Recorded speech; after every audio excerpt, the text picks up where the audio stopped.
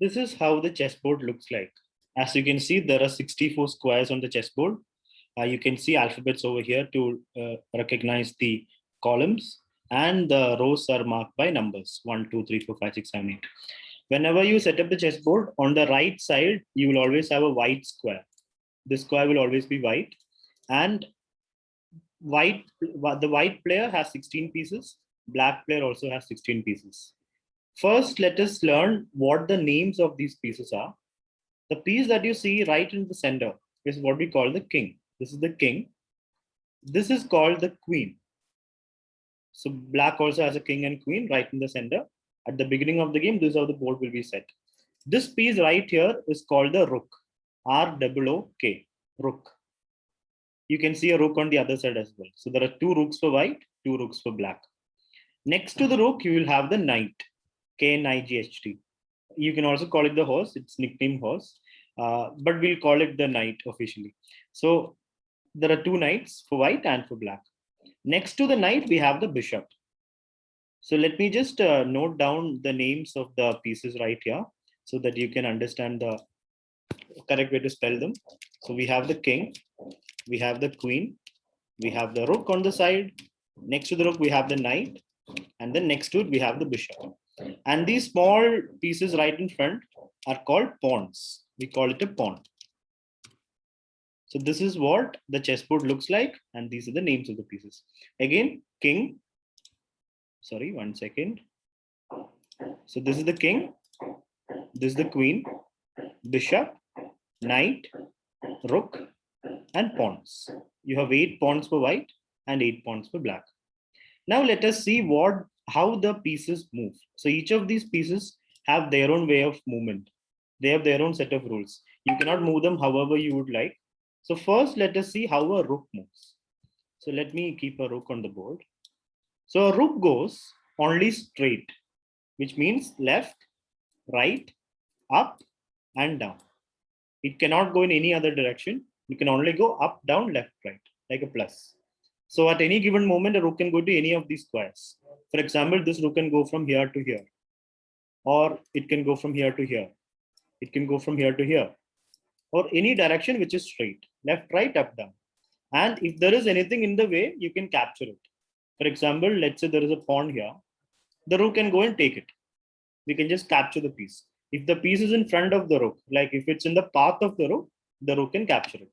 That's true for all the pieces.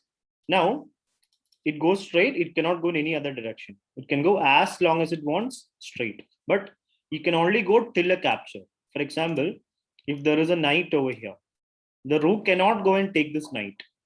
You have to stop right here. You can only capture the pawn, and then after black makes a move, next move you can capture the knight. So you cannot jump over pieces. Only one particular piece on the chessboard, the knight, can jump over other pieces. All other pieces cannot jump. So you can go till here. Or for example, let's say there's a bishop here. If the rook wants, you can just go and capture the bishop. Let's say there is a queen over here. The rook cannot capture this queen. If the bishop is not there, in this position, of course, the rook can capture. You can decide which piece to capture, the queen, pawn, or the queen or the pawn.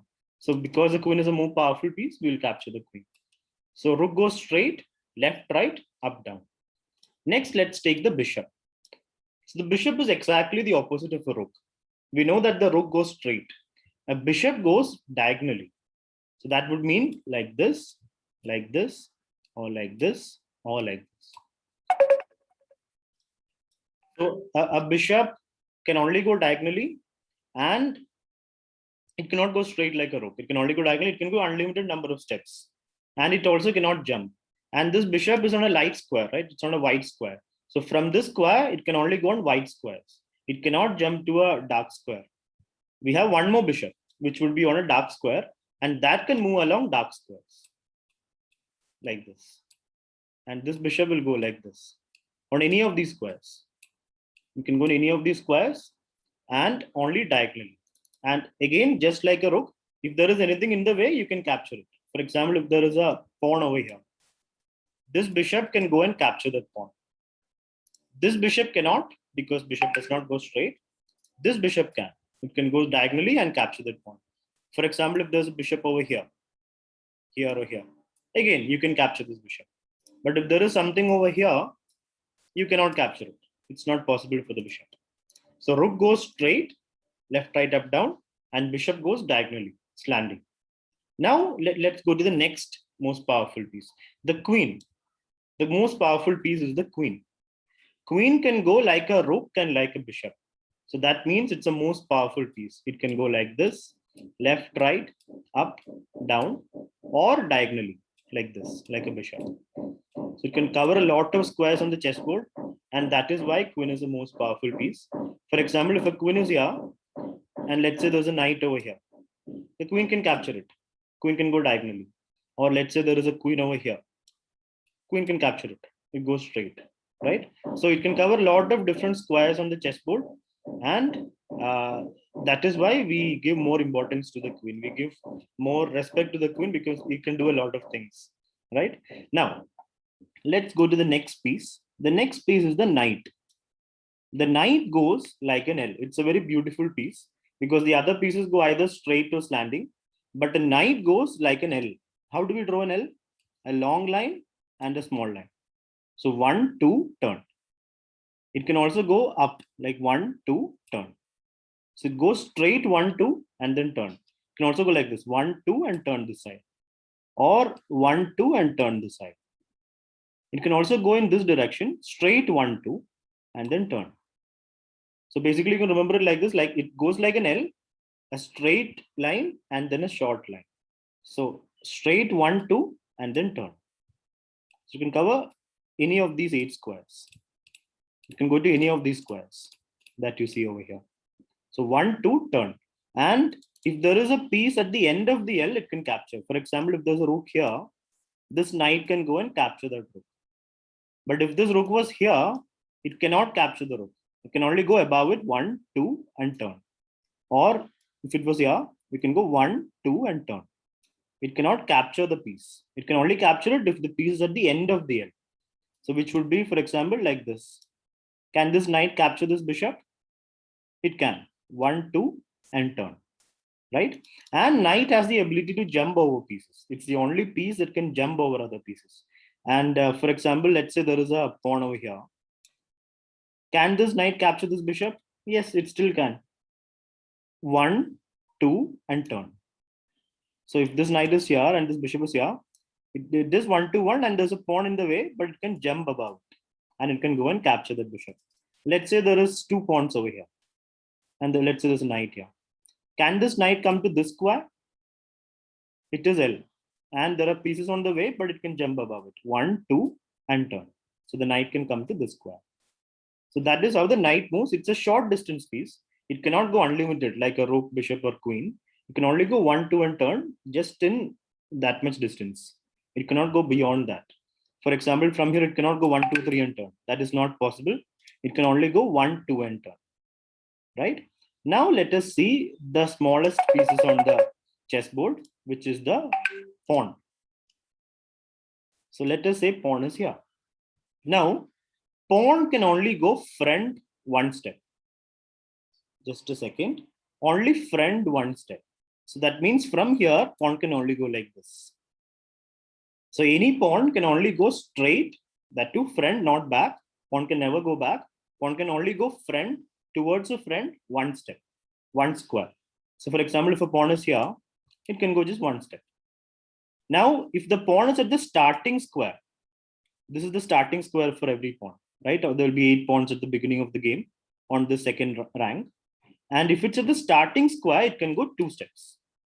But after that, it can only go 1 step at a time, right? So now, how does a pawn capture? We saw that for all the other pieces, if there is a piece in the way, that piece can capture it. But for a pawn, there is a small difference. If there is a bishop over here, the pawn cannot capture it. Pawn goes straight, but it captures diagonally. So let's say there's a pawn here. This rook we can capture with the pawn. Pawn captures diagonally 1 step. And pawn goes front 1 step, but only if there's nothing in front. For example, this pawn can go 1 step. This pawn cannot. You cannot capture this bishop with the pawn. But you can capture this rook because pawn goes diagonally. Actually, you can even capture this rook with this pawn also, with a d pawn also. Or you can move the pawn forward as well. The d pawn can move forward or capture the rook. Of course, we want to capture opponent's pieces, so we would prefer to capture this, right? So pawn goes one step straight, it can never go back, and pawn captures one step diagonally. All right. Now there is one small thing you have to understand about pawns. If a pawn manages to reach the end of the chessboard, let's say there is a king over here. Kings will always be there on the chessboard. Let us say this is the position, and white makes a move. Let's say black makes a move. White makes a move. Pawn goes forward. Let's say black makes a move. When this pawn reaches the end of the board, that pawn can get promoted to any piece you want, which is queen, knight, rook, or bishop.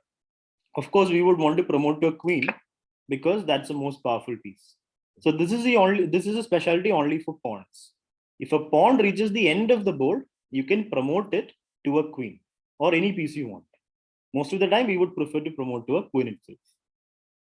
So that is how the pawn moves and captures. And there is a small specialty for pawn, small special rule for pawn, which is promotion when it reaches the end of the square, end of the board. Now a pawn cannot come back. That's something very important because all the other pieces can go back as well, but a pawn cannot go back. So I believe we've covered all the pieces.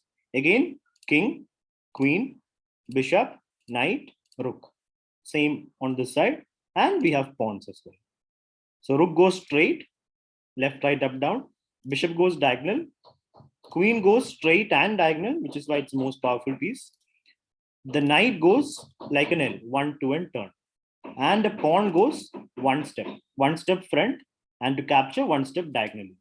And at the starting square, any of the pawns can go 2 steps. Not at the starting move, not just at the starting of the game. At any moment of the game, if a pawn is at the starting square, it can go 2 steps or 1 step. It's up to you. After that, it can only go 1 step. Now, there is one piece we did not cover, the most important piece in chess, which is the king. So a king is very important because we always have to protect our king. And some of you might have heard or thought that a game of chess ends when a king is captured. So that is not true. A king can never be captured in chess. A game of chess ends when the king is about to be captured, but a king can never be captured. So first, let's see how the king moves. It's very simple. King moves 1 step in any direction. So king is a very short distance piece. Just like a pawn or a knight, it cannot go unlimited. It can only go 1 step at a time. So a queen can go unlimited, a bishop can go unlimited diagonally, a rook can go unlimited straight, but a king can only go 1 step, which is any of these squares. And again, captures same way. If there is something next to it, you can capture it. But if there is something over here, the king cannot capture it. You can only go towards it. And the next move, black will make a move. And then again, if you want, you can capture the piece. So king is important because we have to always protect the king. King can never be captured, but king is not very powerful. So just like a pawn, it's a very short distance piece. You can only go 1 step. So it's not as powerful as other pieces like a queen, rook, bishop, or knight. The king is a very less powerful piece, but we have to protect him because the game ends when the king is about to be captured. We call it checkmate. We'll cover that later. Now, before we end this video, let me also tell you the value of each pieces. The queen. The queen is the most powerful piece, and the queen has 9 points. Queen is 9 points. When you capture opponent's queen, you're said to have 9 points. You would have collected 9 points. The next powerful piece after queen is the rook. The rook is 5 points. When you capture opponent's rook, you will get 5 points. After rook comes the bishop and knight. Both of them have 3 points each. So queen 9 points, rook 5 points, knight 3 points, and bishop 3 points. And a pawn has 1 point. All right, so 9, 5, 3, 3, and 1. So that is how we decide the value of each piece. So based on that value, you can decide whether to capture this piece or that piece. Whichever is more powerful, we'll capture that. Now for king, we don't give points because king can never be captured in a chess game. So king does not have any points. You can say unlimited points, not 0. You can say infinite. Or you can say king is not given points because it's not possible to capture a king, but it has power. It can go 1 step, right? So that brings us to an end of this video where we have learned the names of the pieces, how the chessboard looks like, and the movement of each piece, and as also the power of each piece. So once you learn this, we can start playing the game. Next, we will learn check and checkmate, and then you will know how to finish a game, how to win a game of chess.